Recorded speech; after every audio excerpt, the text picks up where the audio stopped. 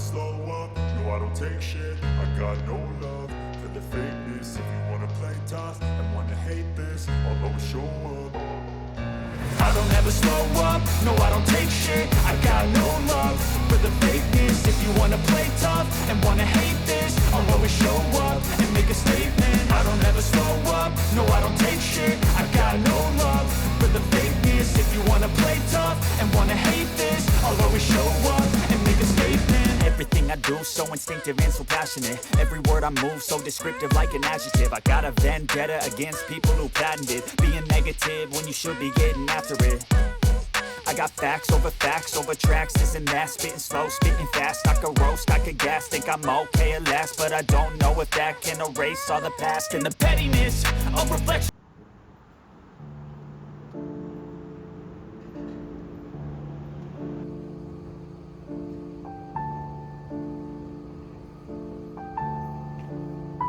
โปรดใช้ความระมัดระวังขณะก้าวออกจากรถ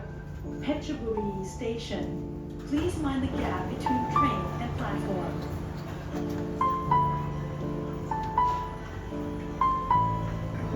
ဧပြီလရဲ့တခုတော်မနက်ခင်မှာဘယ်တော့မှအိမ်မမကြတတ်တဲ့ဘန်ကောက်မြို့ကခရီးတစ်ခုစခဲ့၃နှစ်ကြာခွဲခွာနေရခြင်းရဲ့နောက်မှာဒီခရီးစဉ်ကကျွန်တော်တို့နှစ်ယောက်ရဲ့ပထမအဆုံးပြန်ဆုံကြခြင်းပဲ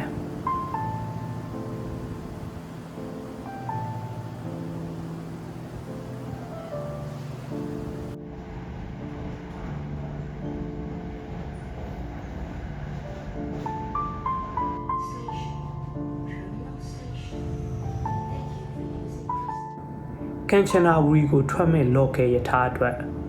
တလင်ချမ်းပူတာကိုမြို့ရဲကနေ MRT နဲ့အရင်သွားရဗျလက်မှတ်ခါကတယောက်ကိုမှဘတ်တရား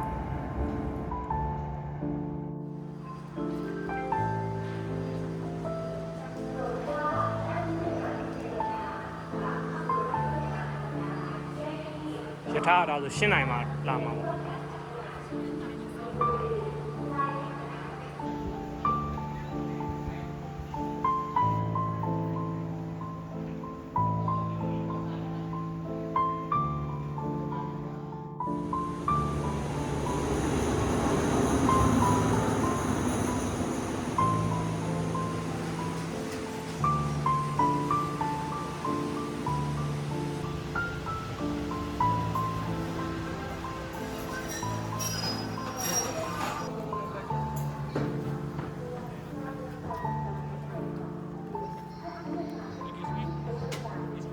No, not mine.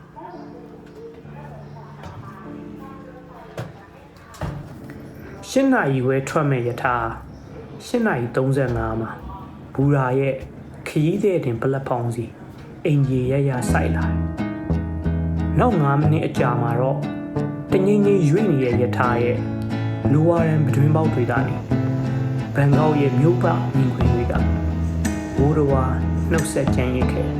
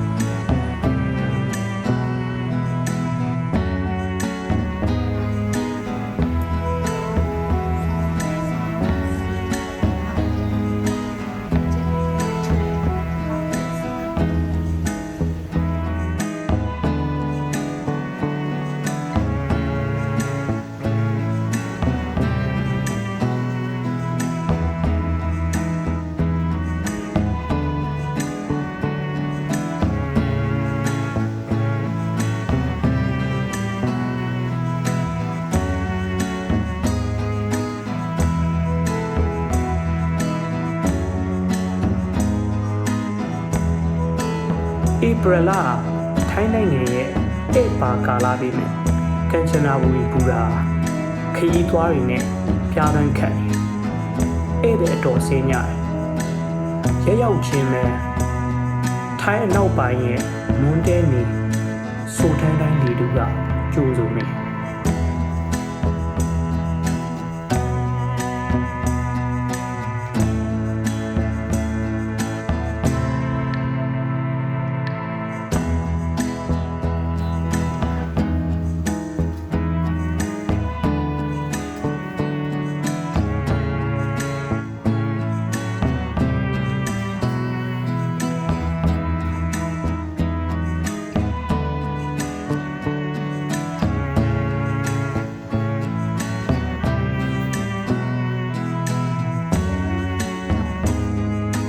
ိုင်းစတိုင်နေလေသာခတ်တွတ်လွှေးပြီးတော့ကျွန်တော်တို့နှစ်ယောက်နှစ်ညတာတဲခုမဲ့ TNT hostel ကိုရောက်ပါအခန်းကတော့ရေပေါ်အိမ်ပေါ်မှာပါညကင်ဘက်မှာတိတ်ဆိတ်ပြီးတက်တောက်တက်တာရှိရဲ့ပြီးတော့ဈေးချိုသို့တော့နေ့လည်ခင်းဘက်မှာတော့ထွေးထုတ်ခံလာတယ်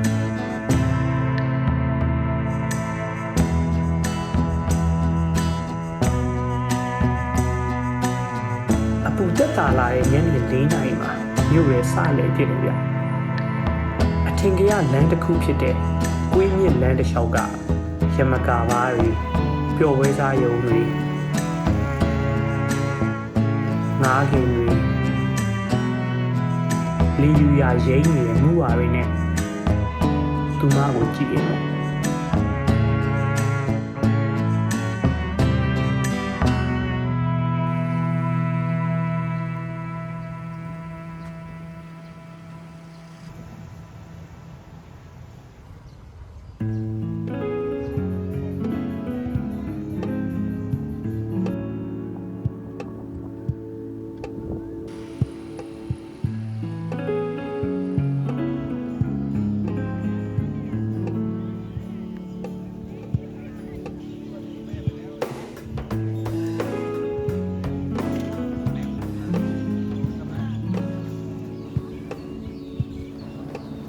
ဒီလမ်းမအဆုံးကိုရှောက်သွားတဲ့အခါကွေးမြစ်ကူတန်မိတရားရှိပါရဲ့ဒီတရားကနမေဇိုးနဲ့လူသိများတဲ့ဒုတိယကမ္ဘာစစ်ကတိမင်းတမန်ယထာလန်ရဲ့တစိမ့်တတိတာပဲ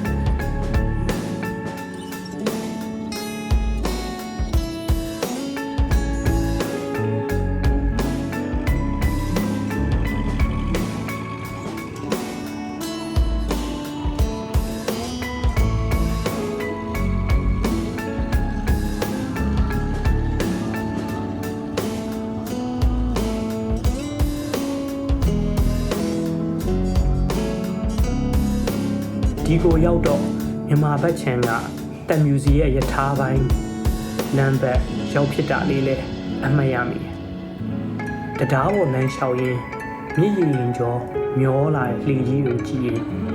နေဝင်စည်းစာကြောင့်ဖြစ်ဖြစ်ချန်ပီယာကြောင့်ဖြစ်ဖြစ်အရင်ကအလုတ်ဟောင်းအကြောင်းမွေးရမြေအကြောင်းတွေကထွေတေအတွေ့ရဝင်လာတယ်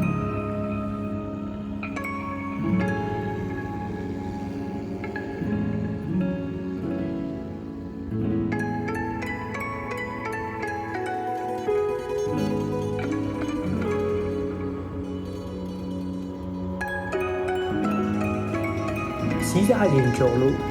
ညခင်မှောင်တဲ့အထိမြစ်ဘေးမှာထိုင်ပြီးမှမြို့ရဲ့ဘက်ခြေဥပြန်နေတယ်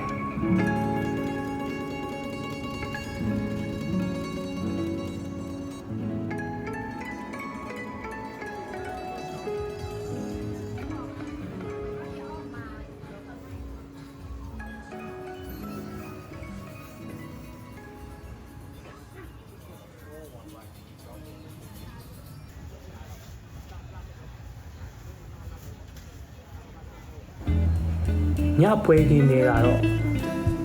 ကွေးမြင့်တရားနဲ့ဆန့်ကျင်ဘက်ရုပ်ခံစားမှုနဲ့ပဲပါပဲမီးအောင်စုံတွေတက်တက်ကြွကြွရောင်းချသူတွေနဲ့စားစရာရင်းနဲ့မျိုးစုံတွေကဆိုင်ကုံတွေကနေတစ်စင်ဖောက်တယ်ရဲ့အစာအိမ်တွေစီခုံပေါက်ဝင်ရောက်လို့ပဲ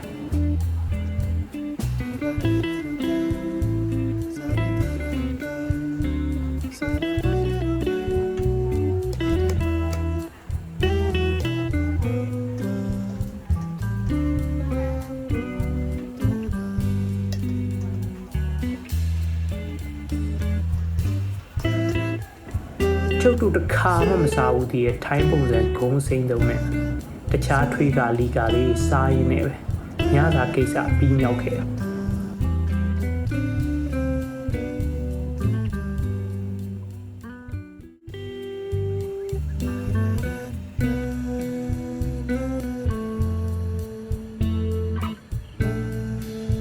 ဒုတိယနေ့ရဲ့မနက်ခင်းကလည်းခက်ဆော့ဆော့နေကြီးတွေနဲ့အတူရောက်လာပြန်တယ်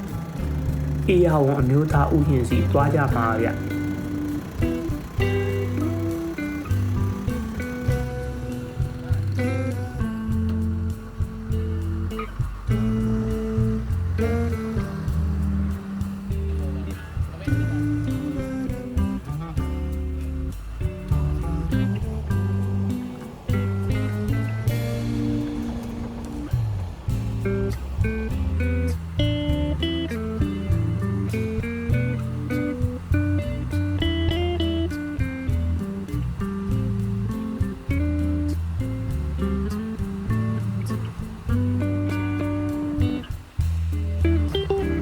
မျိုးသားဥယျာဉ်စီမြို့တယ်လိုင်းကားစီးသွားရင်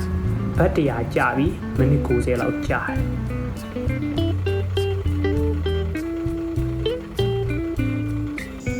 ဟိန္ဒူဒန္တာကြီးလားခေါင်းသုံးလုံးစင်ကိုအစွဲပြုပြီးနာမည်ပေးရတဲ့ဒီအမျိုးသားဥယျာဉ်မှာ9ဆင်းရှိရဲ့ရေတွေပေါ်စီခီးသွားရဲ့အဓိကသွားရတယ်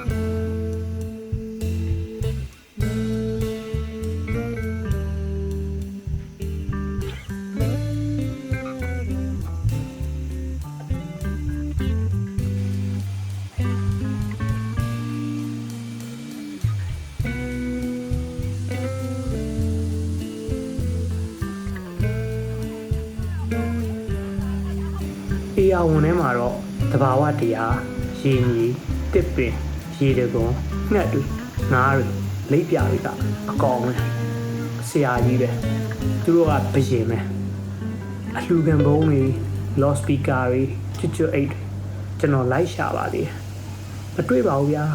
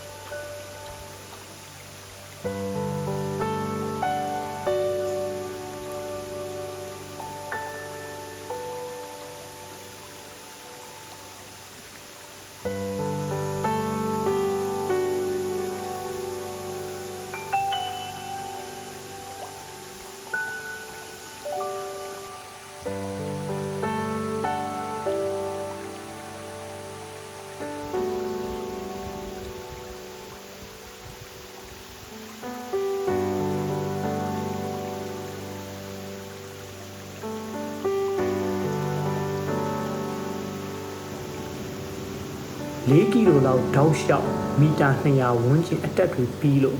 ရေတကုံ9ဆင်းမြောက်ကရေကန်စီရောက်ရင်တော့ဒီခီးအပီးတက်ပါ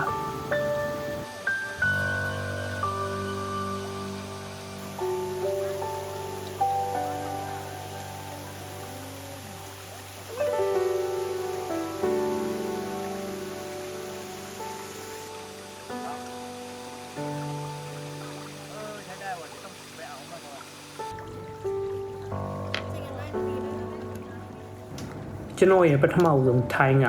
အမျိုးသားဥယျာဉ်မှာ hiking လုပ်ခြင်းဖြစ်ကြောင်းတစိတုံထုခဲ့ပါတယ်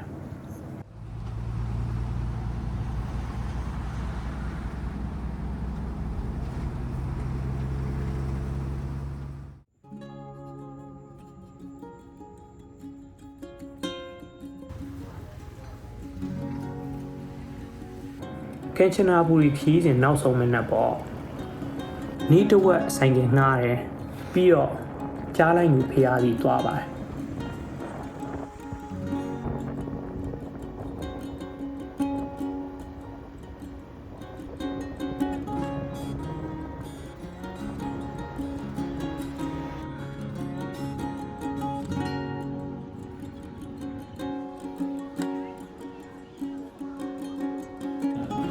နေပူပြင်းတယ်အောက်ခံကြွေရားတွေကလည်းပူတယ်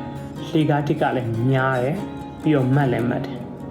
ဒါပေမဲ့ပန်းတိုင်းဆိုတာထက်သွားနေဖို့ကဗဒါနာပါပဲဆိုတဲ့စကားလို့ပေါ့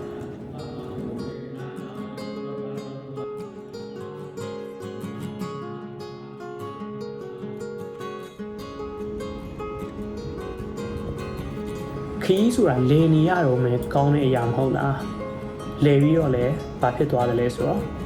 ဘာမှမဖြစ်ပါဘူး။အိပ်ပျော်သွားပါတယ်